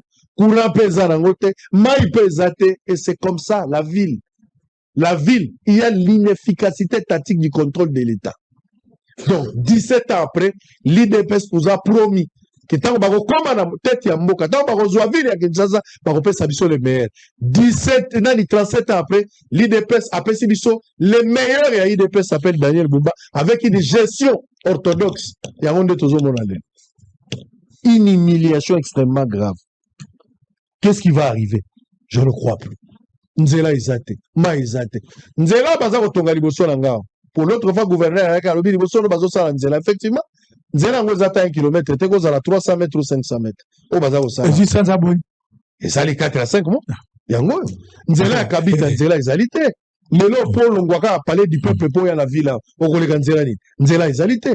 Liboso ya Fikine na lobaki yango mbale uto le kana Kisasa. Soko liboso ya Fikine. Moya koza. Nzela na basala ngo na 100 jours. Kamere aye directeur ya cabinet basali nzela wana na compte sage mais nzela c'est baby soko na sous région nzela kolekeza te soko na nzela moko basala na Jamaïque na se po ekuta na tina onzi ya Selembao nzela na misale katana nzela moko babane ko sala na kati ya Lemba soko koti ko ke matina Lemba terminus nzela katana matete kolobate soko na route mokali oke se koma nzela nyonso ya kokufa mais en attendant baza ko expliquer c'est-à-dire guerre ezala est ezali raison monene pona bato ba justifier ke mboke koko tambola te zeme zo kota la Kisasa bato bazali ko bala bato bazo mener vie normale miibi baza ko iba détourner meza ko salama mais pona ko bamba banzela français ezali il y a la guerre, il faut comprendre. Donc guerre ils ont justifié un avantage à ba détourneur na miibi na ba faible na ba inefficace des improductifs, les gens incapables de réaliser même une portion à vision na yo. Les gens sont libres. Bazar na kati Kinshasa, bazar na République démocratique du Congo. Nanga ko bakisela yote bande ko baye baba na Kisasa ba Kongomani lobi nazaki na pesi elongonia et pa ande ko nanga ya dos ndombasi asaki milulu minene po lingomba na ye alternative 2028 ekokisi mobu moko tokutanaki pa na ye nande ko nanga Alain Bolojwa toyokani na bango misato te bana Kisasa mikolo koya to boka mbela po botelema pona makambo ya zando tokotambola elongo tobelela mokonzi ya mboka ayoka makambo ya zando wana babuka baboma kontra wana etumba wana tokotika yango te poso tokobanda masona baninga o ba syndicaliste ya zando banda na bimi ebele kati na bango nazokutana na bango nano te bayebi ndako baya na ndako tokutana tobanda kosolola tobunda babuka kontra wana. Très bien. Bozana soutien na ngana likambo kobuka contrat soki eza na profitable. Malheureusement combat ngo ezaka yo komene ados ndombas moto akomene yango bolojo ngana komene combat ba combat ya bongo fayulu akokota te ba combat ya zando tumba na très bien na loti eza pour la peuple fayulu akokota te tokokendo tala eza pour la peuple ngana ebisi katumbi pa ko kobenga bato la barabara pour likambo ya zando Katumbi. Tout le monde appelle cette Kikuni la Likamba. nakende kotala bango nyonso. Intérêt à peuple yango. ngai nasolaka malamu nasolaka na bato tomona Fayulu amarche mpo na zando bakonzi tomona mpe Katumbi mpo na zando tomona Kabila mpo na zando botokoka mpo na baintere egoïste toza kozonga nalobi boye tozozonga to changer de chapitre consultation annoncée par le conseiller du président de la République. On va prendre cela. Le professeur Ebérard Kolongere se poursuit. Plusieurs forces vives ont été reçues ce vendredi. C'était Justin Bitakura. On se retrouve après. Alors, il y a des forces politiques. Namoni Bahati Abimi Alobi, Bakosa la gouvernement, mais basa la porte politique. Ba tenir compte de la force politique. Lorsqu'il fallait attaquer Nanga, Kagame, Kosa la sensibilisation médiatique, je suis le seul. Je me programme être le premier. Yakumbawan. Eliezer aussi était de la partie. Et puis d'autres camarades journalistes. J'ai vu Lokala aussi qui s'est battu. Nakati Yakumba, je les salue. Et tant d'autres. Basali Moussala. Bonsoir, Koko Sanga, le lobby sont la poids politique. Bahati n'a pas pris position devant l'ennemi comme moi. Bahati n'a pas pris position devant Nanga et les autres comme moi. Moi, j'ai pris beaucoup de risques. J'ai pris position contre l'ennemi. N'a sacrifié plateau, n'a tiré robe pemene, pas politique dans les années. Je ne l'ai pas fait au nom d'un parti politique, mais au nom de patriotisme, au nom de patrie, au nom de État, n'a soutenu qu'un camp politique. Nous n'avons pas lorsque le pays est en guerre, on ne soutient pas un régime, on soutient la patrie. Et c'est comme ça qu'on a fait. Mais consultation, qui solo à pouvoir, il faut tenir compte de ma poids politique. On connaît le début, on connaît la fin. Suivez, on se retrouve après, on parle de la consultation. Après consultation, nous allons prendre la guerre à Est. Moi, Mouké, pour qu'on est ensemble, et puis on va terminer. Nous allons prendre une pause pour revenir pour la deuxième émission de la journée, messieurs et dames. Je rappelle que nous avons Moukeba Nkosso, ici en direct, qui a été libéré par la grâce présidentielle à Félix Tshisekedi. liberté conditionnelle. Hein? Liberté conditionnelle. Et ça qui grâce présidentielle? Liberté conditionnelle. Pourquoi je bois aux bakomi yango o bakomaki na lokasi yango na ce qui Félix a libéré que le gars maté na lobi bakomaki na lokasi libéré qui olingo soignisa ngai na boyi en image on se retrouve après. Notre pays est menacé de partout et une partie de son espace est occupée par un pays voisin. Je ne peux pas vous dire combien il tue par jour. Je ne peux pas vous compter ce qu'il pille comme bien et amener de l'autre côté du Rwanda. Je ne peux pas vous dire combien de gens ne sortent plus de leur maison. Et nous avons répondu à cet appel pour qu'on aide le chef de l'État à former ce que j'appellerai aujourd'hui les léopards politiques et diplomatiques pour faire face à la menace. D'abord, libérer les partis occupés et ensuite développer le pays. Mais j'invite les autres acteurs politiques et sociaux de tous bords que celui qui ne répondra pas à cet appel, si l'ennemi nous occupait, même sa maison qu'il occupe va revenir à l'ennemi. Tu es DG, tu seras DG dans quel pays? Tu es député, tu seras député de quel pays? Tu es ministre, tu seras ministre de quel pays? Donc ici, nous voulons inviter la classe politique et sociale. Ce que j'ai toujours dit, que Dieu a fait la nature de sorte qu'il n'y a que les oiseaux de même race qui volent ensemble. Moukeba, crise à l'est de la République démocratique du Congo. La guerre. Aux alliés conscients, que Mboka Nabiso est allé menacé. Mboka Nabiso est allé agressé. Mboka Nabiso, une partie est allée occupée par le Rwanda. Combat au Bundi Ango Utakala. Naza mieux placé à autonomie Tunaon. Pour téléméla qui Kagame na ba forme nyonso. Okundana Kabila na lolenge na ye ya kosalela pour la gestion ya guerre.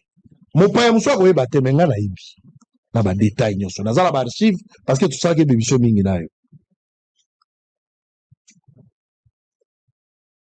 Lelo yo bana mboka ibele bazu manduki.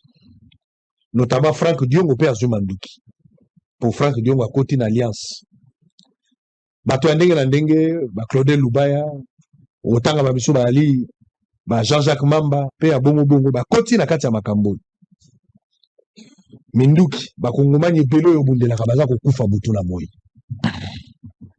bakolukaka ba solution butu na moi.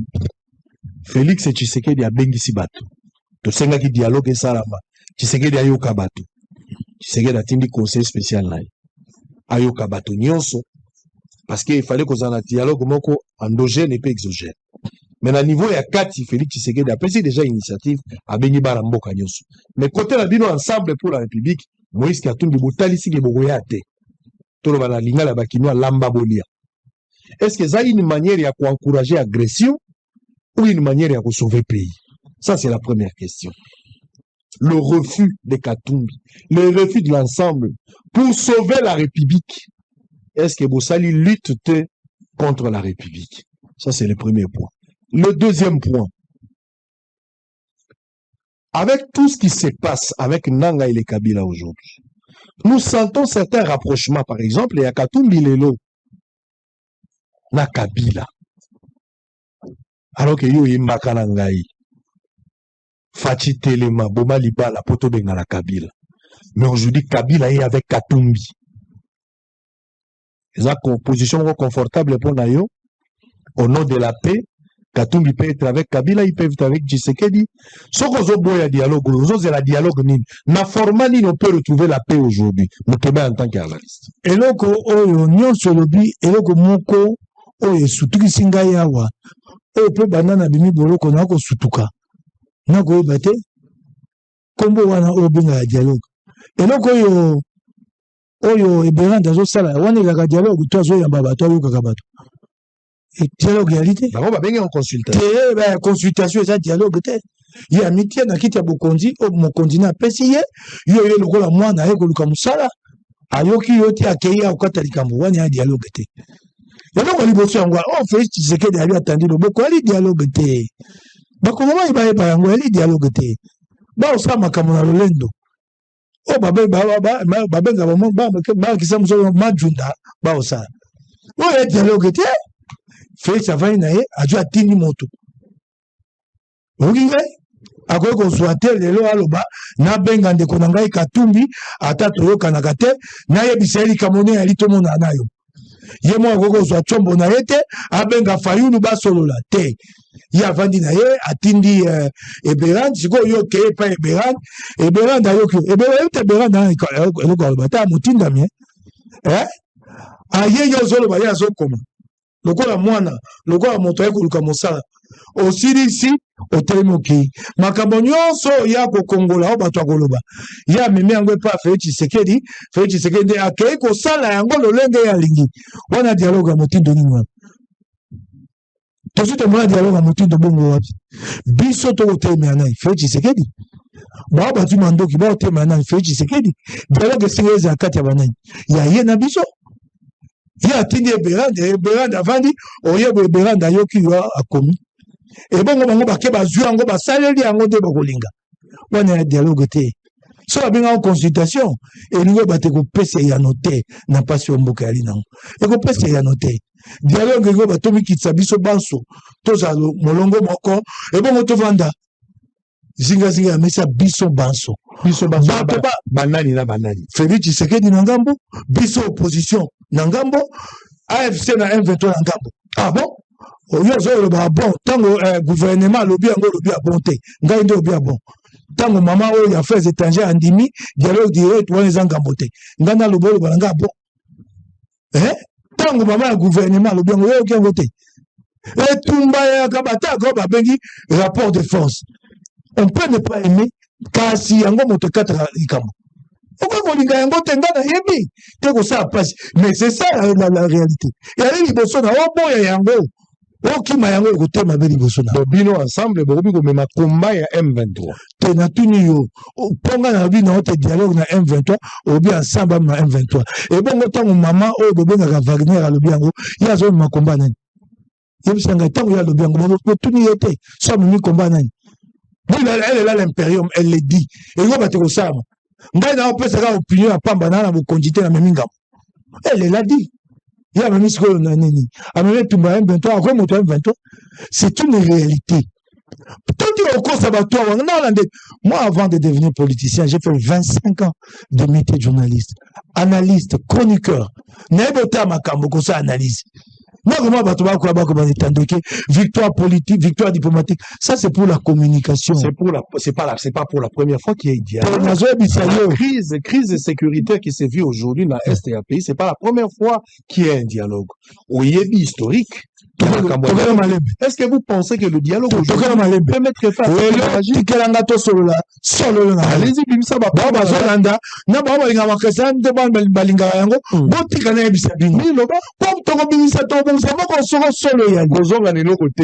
nakati crise ya ibabi twalinga batuti so na tuni yo wanga bi twalinga batuti te okoloba na ngai bongo ata yo te ata bakongo même te twalinga mona bango te soko lio na ngai tozwi tuti mona maboko awo toke na ye totiki ye na tiango biso ozongi oyo aza na elongi boye toyebi te ta rwande mpo batuti nyonso baya rwande te baethiopie mpe bakelongo lokola tuti baburunde mpe baya batuti to toka tuti tomema ye totiki na tiango baboma ye te yo oza wayanola ngai babete te po asaini.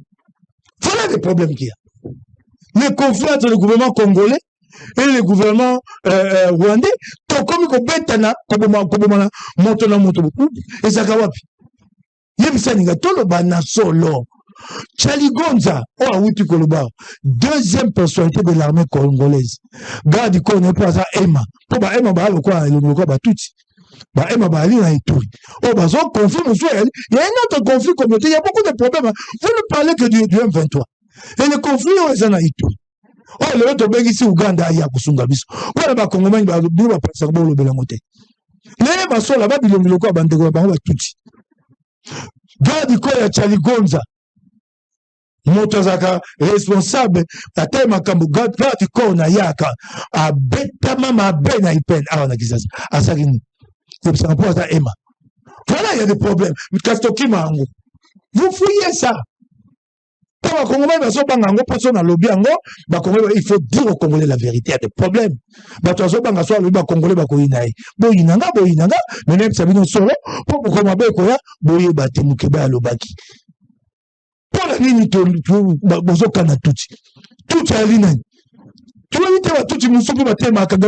Mais ce n'est pas ça.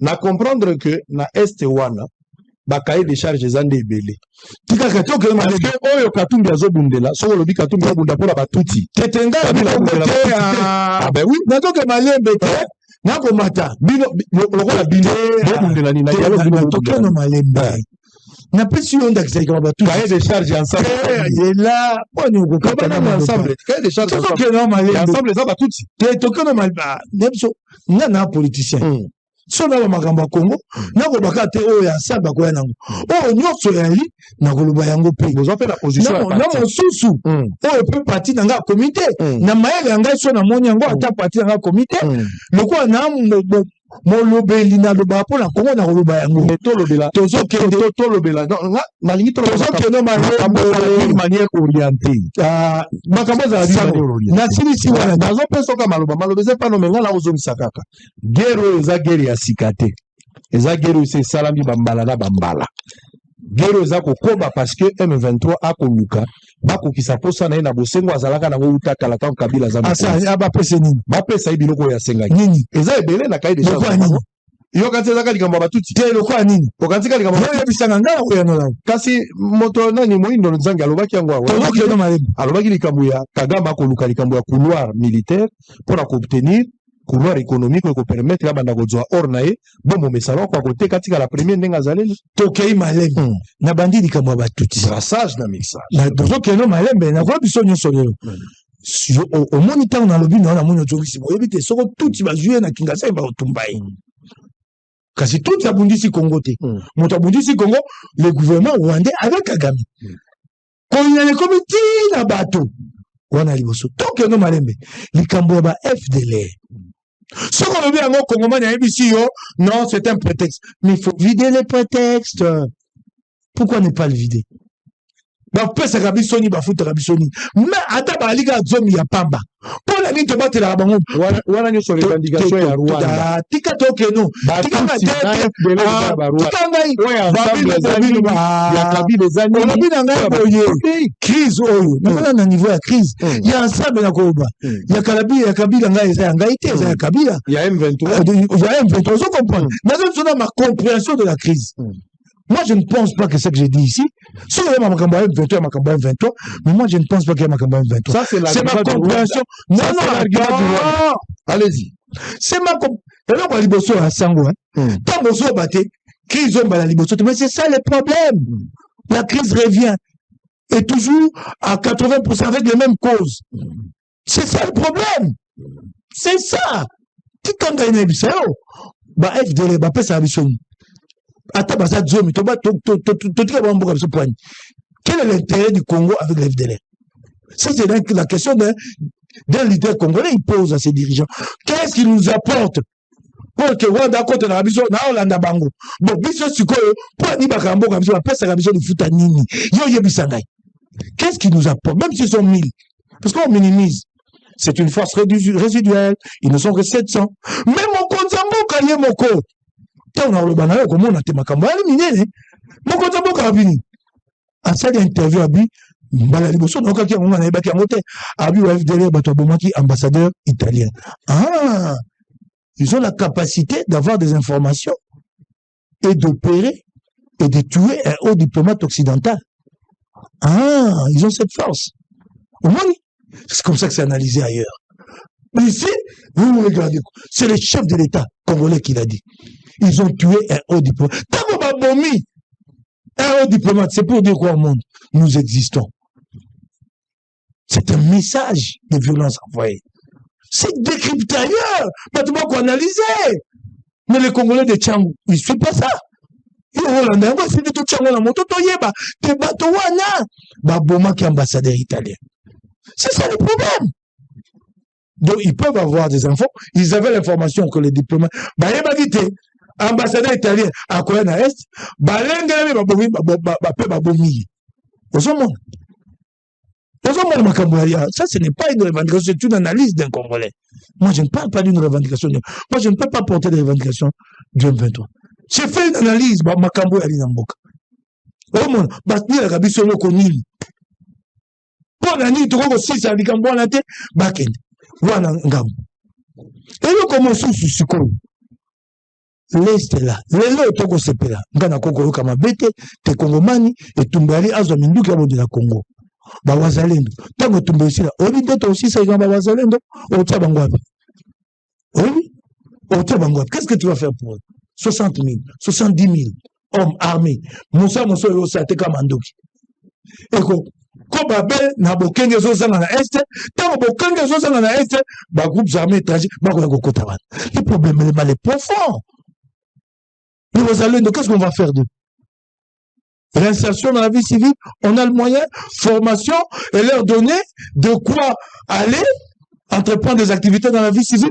Bah, problème, on a union sur c'est ce qui donne le droit à Franck à Kabila, à tous ces gens-là de prendre les armes dans le pays. Katumbi n'a jamais pris les armes. On a vu toujours le bango kaka pona kocha son. La d'une manière générale. Katumbi n'a tête au corps pour que Katumbi n'a qu'à mais Katumbi avec Kabila, non? C'est toujours que nous malembe. Katumbi avec Kabila. Nazo que nous malembe. Otuningai soki kosangana na nazo baté mais j'ai retenu encourager l'agression. Tango bande kotuna mutuna ou sauver le pays. Oh le bagi liboso ne kimingai. Ndezaki loko mutuya. Na bagi bino lelo yo. Félix apesi bino loboko. Pote boya ko sangana na ye. Le fait ya ko boya ko sangana na Félix. Eza ko sacrifier mboka ko encourager cette agression. Moto moko rosa te abeta maboko pona bakongo bakufaka. Le basa la ndokia za diabo la zalité.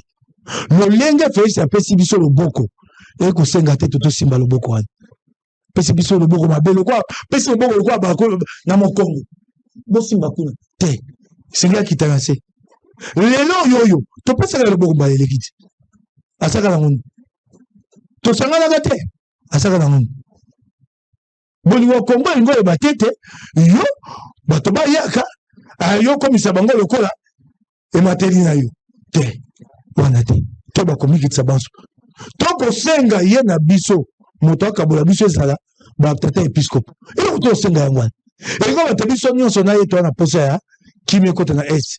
Ce qui nous divise, c'est l'approche. On ne dit pas que nous nous encourageons la mort des Congolais par les armes.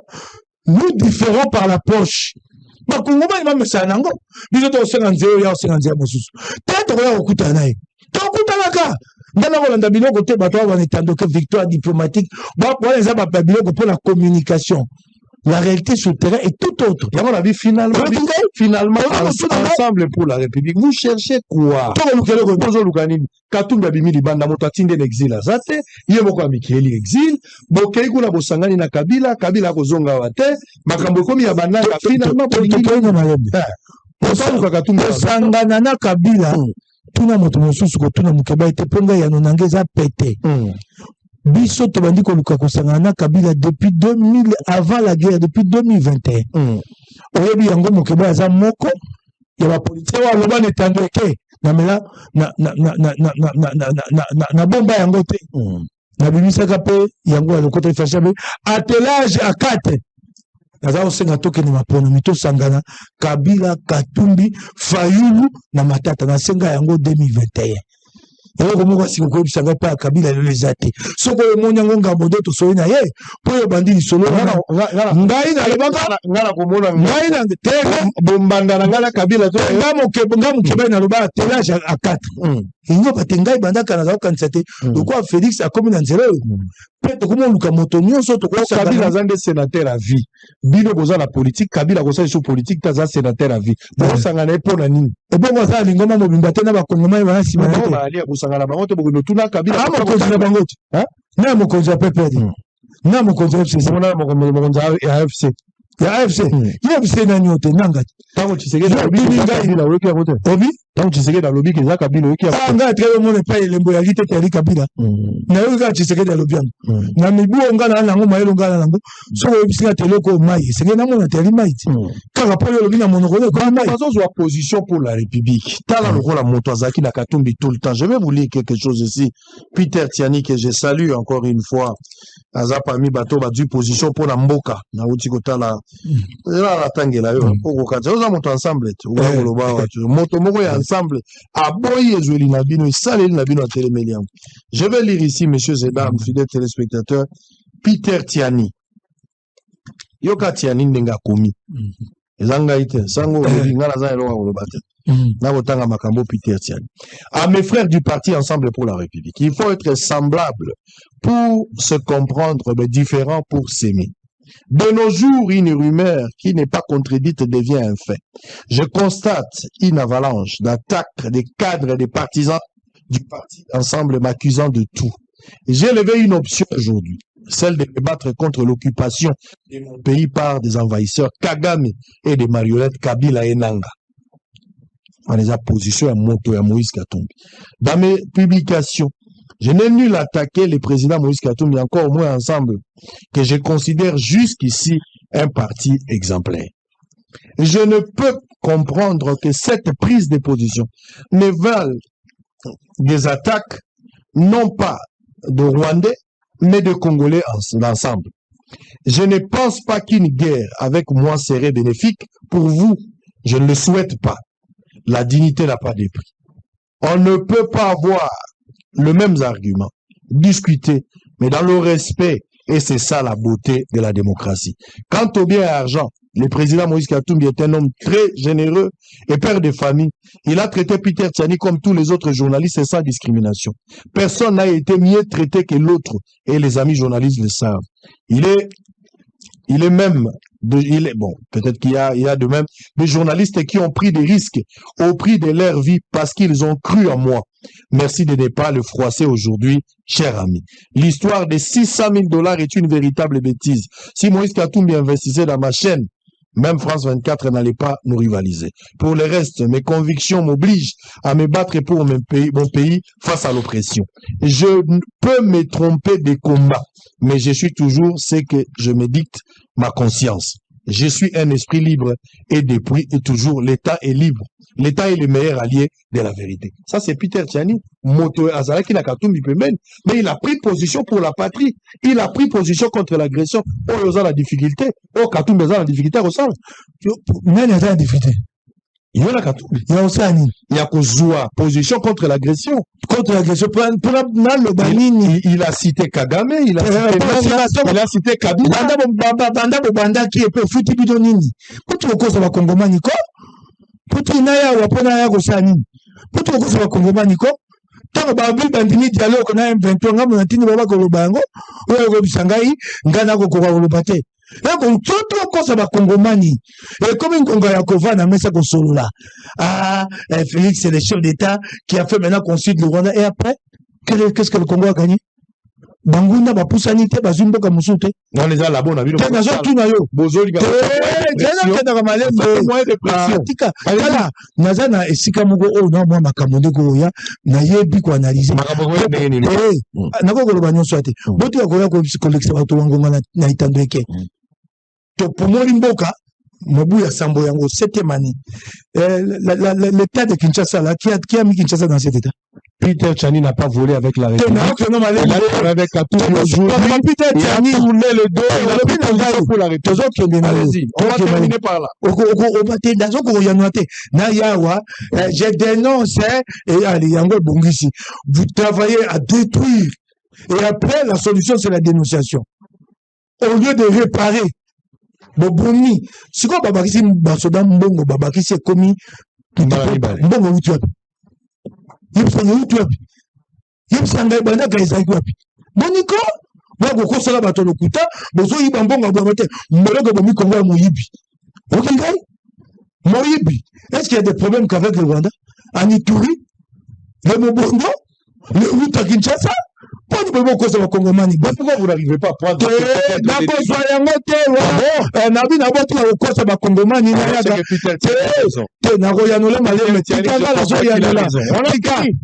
on a fini, on a terminé.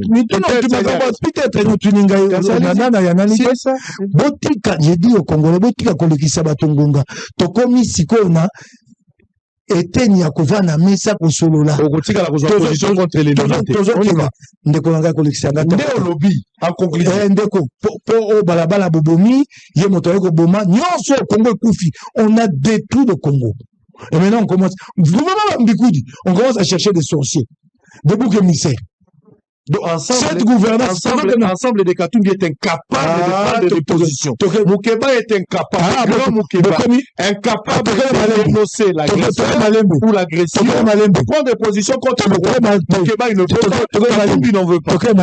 Opposition boko chola kokangaka biso, opposition ya pete siko boko senga comme il y a ko senga biso poto le moko na bino. Ezali kama patriotisme. Na ko senga moko. Na ko ba molobo yangai. Bokolo bakan.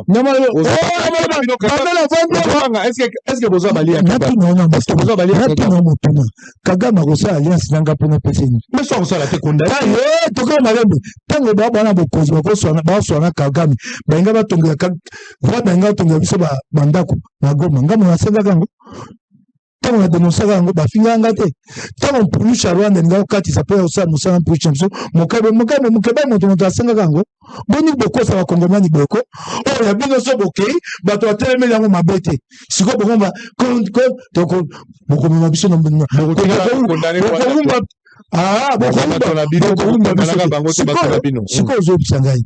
d'abord Peter Tchani n'a jamais fait partie du parti ensemble.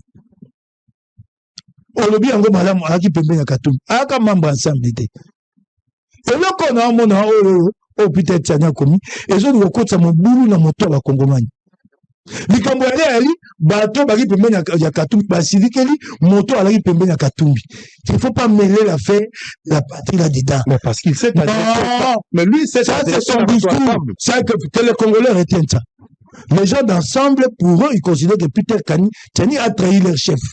Il faut pas commencer, comme ils commencent sur la Rwanda, patriotisme, parce qu'il y a des gens qui sont patriotes et d'autres non. Comme toujours, le long, yo est Balouki. Comme toujours, le long, au Congo Yangwana. C'est d'abord ce discours-là, il y a exclusivité à patriotisme. Hein, les gens qui aiment le Congo. Ceux qui ont le plus volé, qui sont aux affaires, c'est eux qui aiment le Congo. Mukeba yo la sana ya avandi na ye ayabo pour nous le bien le balinga le bandé le lobité lui n'aime pas le Congo. Il faut pas mêler dans cette querelle. Ça c'est une querelle entre les enfants d'une même maison. Bana ya Katumbi mususu basilike lui azali mwana Katumbi. Arrêtons de mélanger tout. Donc Bana Katumbi actuel basilike lui mwana Katumbi mususu monite atiki Katumbi. Et allez il y a des batailles à bango. Mais il a pris position pour le arrêtez, ce n'est pas la position pour le pays. Ça vient après. Et elle dit, Bana, elle dit, Tata, mon comment tu trouves sa position? Ben, mon gars, moi, je n'ai pas de commentaire à faire, il assume sa position. La position pour la patrie. Ah, c'est comme ça que ça s'est défini. C'est ok, le bibongo, position pour la patrie. Tant ma cambo, ça va personne d'acquis. C'est les Mon konzambo kabini. Ba osambisati, ba to baza fit devant l'ennemi. Ba osambisa bangote. Non, ça me semble. Sikoyo mokonzi mboka tango ambaki bato nyonso akabaki nini aramena biso pasi nango ezani so batindi biloko ezokoma te e bon baba yibaki oyo sete basoda ba koko bitumba te bango bakanga bango te. On prend les pauvres qui étaient sur terre, on les juge, mais ceux-là on va pointer du doigt l'armée. Voilà le patriotisme. Très bien. Non, voilà le patriotisme. Voilà. Ça, bateau patriotique, dénoncer un côté. C'est le chef d'État qui cite, hein. On a d'accord. Quand le chef d'État cite, ça veut dire quoi? Qu'il existe des preuves. Pas de bon, ça me dit bangote. Mon konzambo kabite, bako bomame na biso, poso batindi biloko, ezo koma na sete pa bato atindeli yango. Wa bato na basawapi. Allez, on a fini avec merci.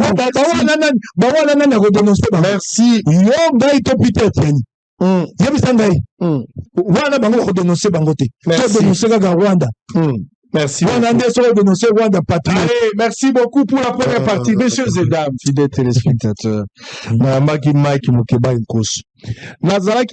J'avais trouvé les dossiers j'ai suivi ça de loin. Dossier à Riche, Mokolo, Hachiji.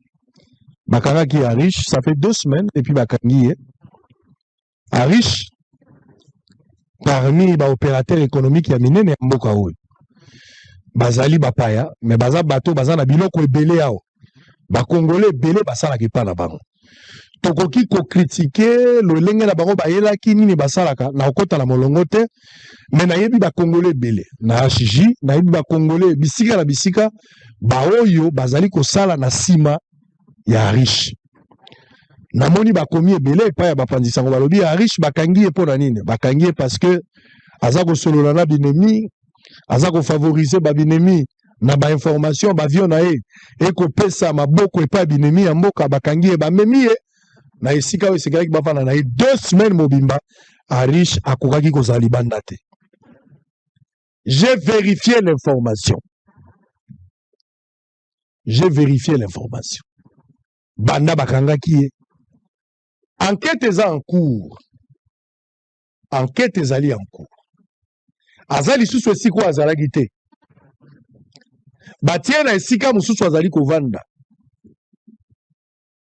En résidence surveillée, je ne sais pas s'il faut appeler ça résidence surveillée parce qu'il n'a que 2 policiers. Selon les informations à ma possession, il n'a que 2 policiers.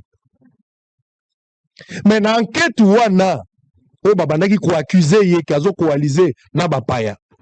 Je n'ai pas moi la raison de soutenir quelqu'un boyebi ba position na ngai soki moto aza ko solana nanga to moto ko solana Kagame pour le moment boyebi position na ngala makambo wana. Mais na banquette oyo ngai na zui na bato bakangaki eti sikoyo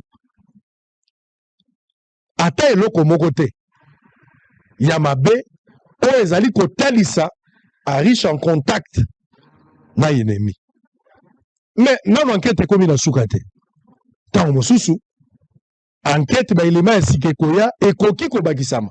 Mais dans stade ndenge tozo baboy ata eloko moko te oya makasi oyo kokaki ko kangisa moto po baloba kepenza azali na ba ennemi ti siko selon ma information à notre possession na le salamité. Mais enquête finale na le salamité tokoyoka.